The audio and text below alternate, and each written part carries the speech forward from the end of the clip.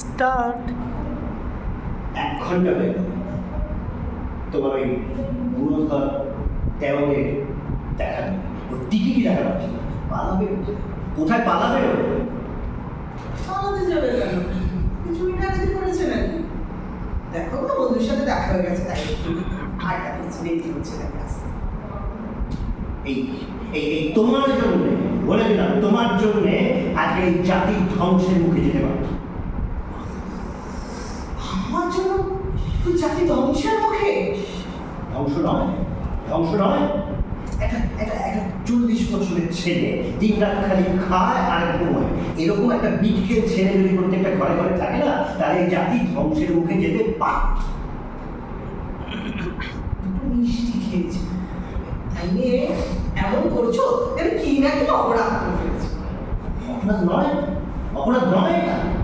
এরকম এই 40 বছরের ছেলে যদি শুধু খাওয়া আর ঘুম সর্বস্ব জীবন, সেটা অপরাধ নয়।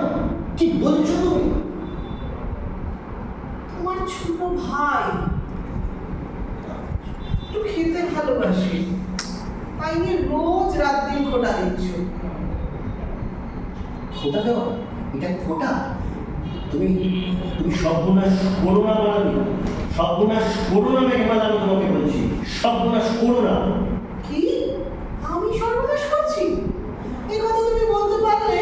আচ্ছা ঠিক আছে, তুমি না হয় সর্বনাশ করছো, কিন্তু এই ছেলেটি যদি দিন রাত খাওয়া আর ঘুম যদি ওর জীবনে থাকে, সেটা সেটা সেটা সেটা সেটা কি, সেটা কি সর্বনাশ নয়?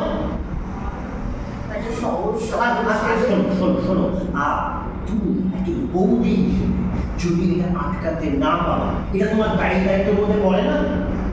একটা সহজ সরল ছেলে, এত সৎ, এরকম ছেলে খুঁজবে না লাখে একটা মেয়ে। একটু খেতে ভালোবাসে বলে শোনো না দিন বাড়িতে কি অশান্তি না চলছে। শোনো, ও আজকে এখন না এসে পেয়েছে না হচ্ছে, কিন্তু আমার এখন বেরোতে হবে।